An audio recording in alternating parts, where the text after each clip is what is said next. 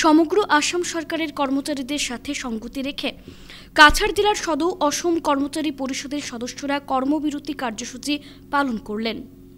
এদিন সদৌ অসম কর্মচারী পরিষদের কাছাড় জেলার সাধারণ সম্পাদক সুদীপ ভট্টাচার্য বলেন, বিগত 2005 সাল থেকে সরকার কর্তৃক নতুন পেনশন ব্যবস্থার বিরোধিতা করে আসছে এই কর্মচারী পরিষদ।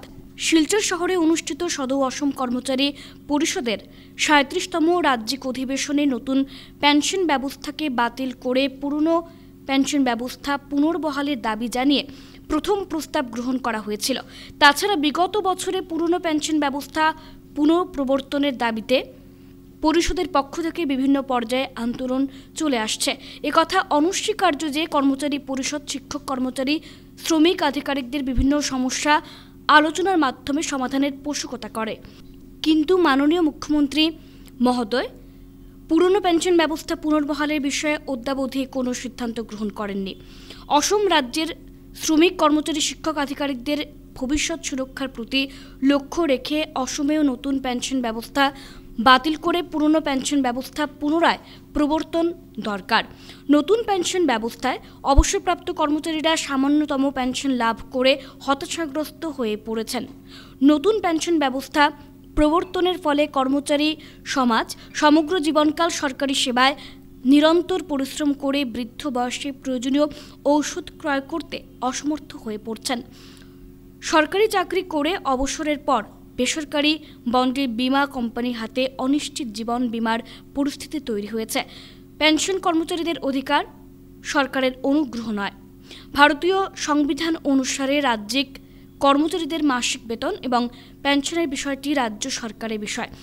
2005 সালের পর নিযুক্তিপ্রাপ্ত শিক্ষক কর্মচারীদের সুরক্ষিত ভবিষ্যতের প্রতি লক্ষ্য রেখে রাজ্য সরকার কর্তৃক পুরনো পেনশন ব্যবস্থা পুনরায় প্রবর্তন করা শুধুমাত্র সময়ের আহ্বান। মুখ্য উপদেষ্টা পান্না পাল, উপদেষ্টা প্রণব দত্ত ও জয় সিনহা, কার্যকরী সম্পাদক মনোজ চক্রবর্তী, যুগ্ম সম্পাদক লালন প্রসাদ গোয়ালা, প্রাক্তন সদস্য সুখেন্দু নারায়ণ ধর চৌধুরী সহ আরও অন্যান্যরা উপস্থিত ছিলেন।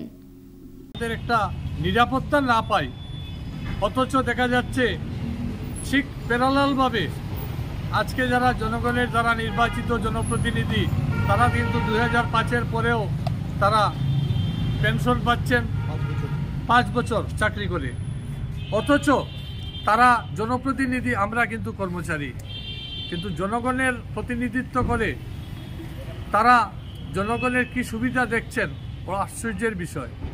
আমরা আজকে শিলচর জেলা কর্মচারী পরিষদ আসামের সমস্ত বিধায়ক সাংসদের কাছে আমরা আপনাদের মাধ্যমে অনুরোধ রাখব যে আপনারা যদি সত্যিকারের জনপ্রতিনিধি হয়ে থাকেন তাহলে আপনারা সেই 4.5 লক্ষ কর্মচারীদের পরবর্তীতে আমরা বারবার প্রতিবাদ করে এসেছি।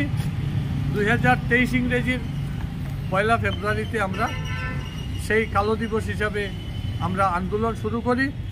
2022 ইংরেজিতে শিলচরের রাজ্যিক অধিবেশনে সিদ্ধান্ত নেওয়া হয়েছিল যে কর্মচারী পরিষদ এনপিএস আন্দোলনের সামনের সারি থেকে নেতৃত্ব দেবে এবং কর্মচারী পরিষদ তার কথা রক্ষা করেছে।